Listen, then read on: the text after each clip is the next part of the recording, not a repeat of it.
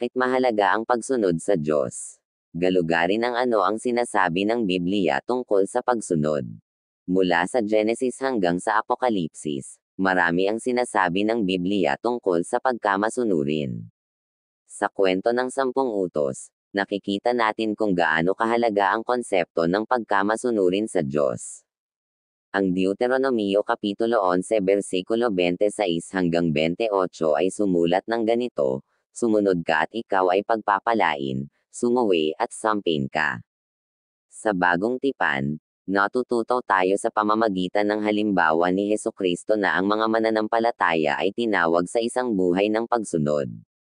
Pagsunod sa kahulugan sa Biblia. Ang pangkalahatang konsepto ng pagkamasunurin kapwa sa Luma at Bagong Tipan ay may kaugnayan sa pagdinig o pagdinig sa isang mas mataas na awtoridad. Ang isa sa mga salitang Griego para sa pagkamasunurin ay nagbibigay ng ideya ng pagpoposisyon sa sarili sa ilalim ng isang tao sa pamamagitan ng pagsusumit sa kanilang awtoridad at utos.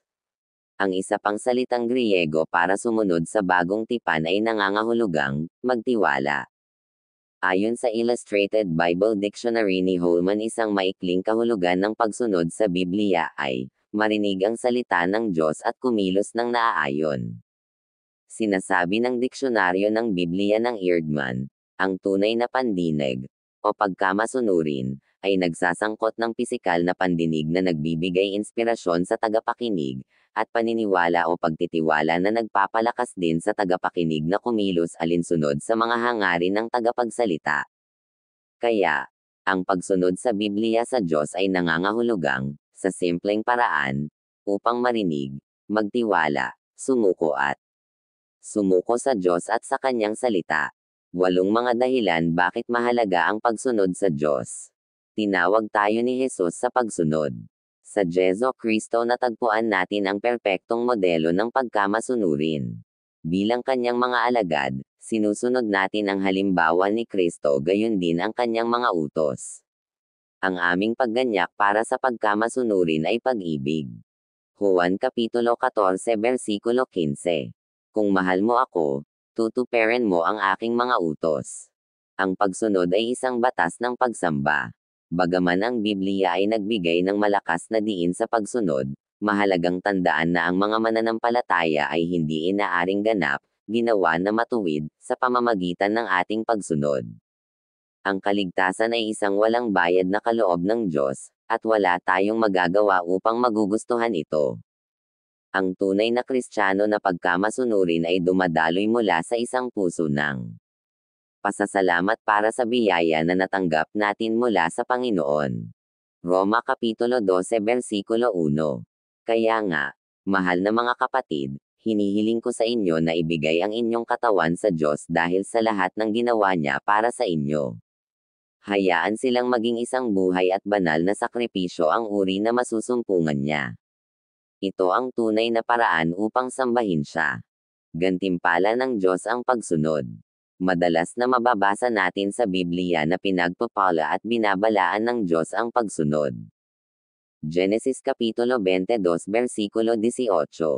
At sa pamamagitan ng iyong mga inapo ay pagpapalain ang lahat ng mga bansa sa mundo lahat sapagkat sinunod mo ako. Exodo Kapitulo 19 versikulo 5. Ngayon kung susundin mo ako at tutuparin ang aking tipan, ikaw ay magiging aking sariling tanging kayamanan mula sa lahat ng mga tao sa lupa, para sa lahat ng lupa ay sa akin. Lucas Kapitulo 11 versikulo 28. Sumagot si Jesus, ngunit lalo pang pinagpapala ang lahat na nakikinig sa salita ng Diyos at ipinatupad ito. Santiago Kapitulo 1 versikulo 22 hanggang 25. Ngunit huwag lamang makinig sa salita ng Diyos. Dapat mong gawin kung ano ang sinasabi nito. Kung hindi man, binubulaanan lang ninyo ang inyong sarili. Para sa kung makinig ka sa salita at hindi sumunod, ito ay tulad ng glansing sa iyong mukha sa isang salamin. Nakikita mo ang iyong sarili, lumayo, at nalimutan ang hitsura mo.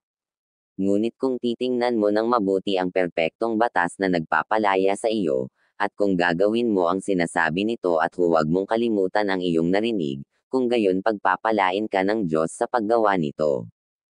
Pinatutunayan ng pagsunod sa Diyos ang ating pag-ibig. Unang Juan Kapitulo 5 versikulo 2 hanggang 3.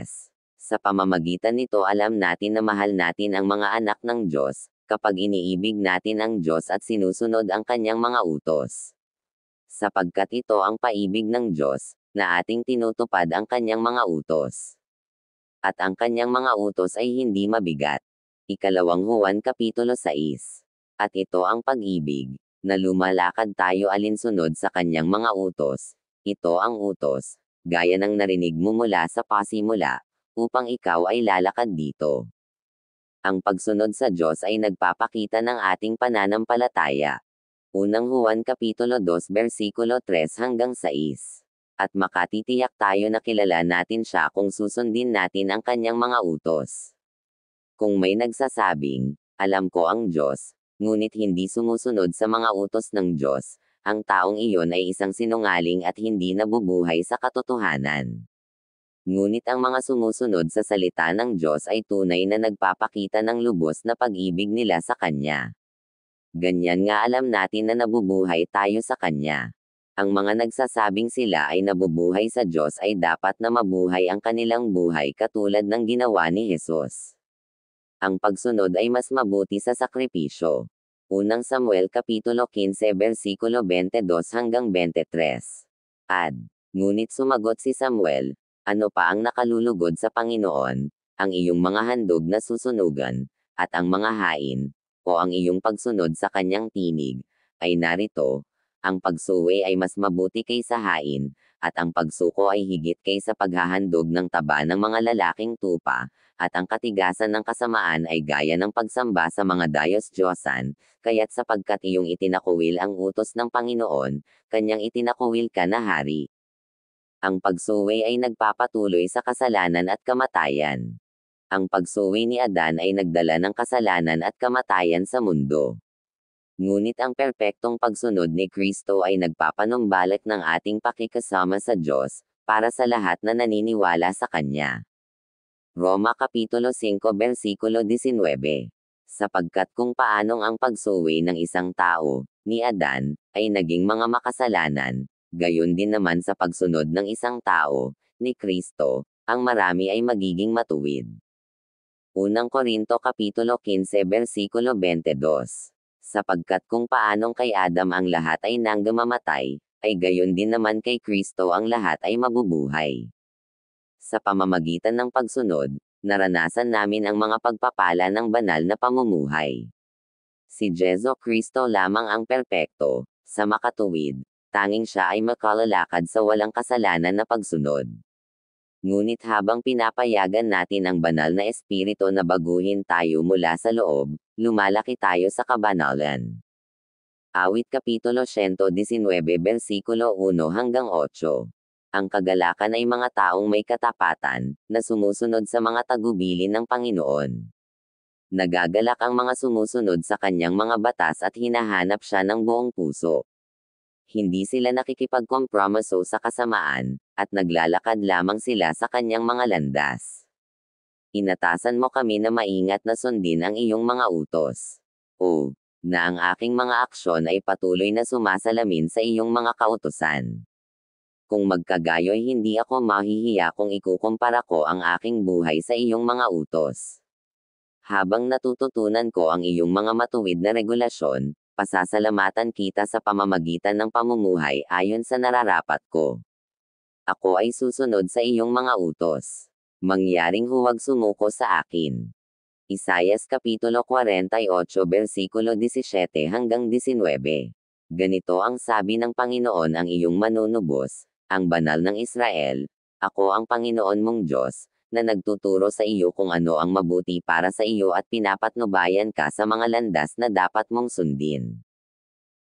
Na nakinig ka sa akin kung magkagayoy magkakaroon ka ng kapayapaan na umaagos na gaya ng banayad na ilog at katwiran na lumalalim sa iyo tulad ng mga alon sa dagat.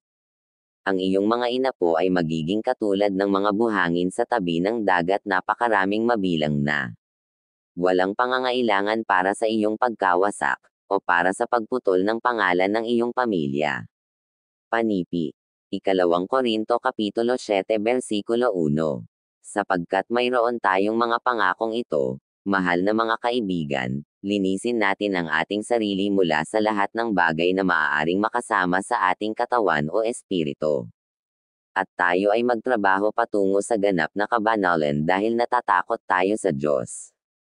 Ang talatang nasa itaas ay nagsasabing, magtrabaho tayo patungo sa ganap na kabanalan.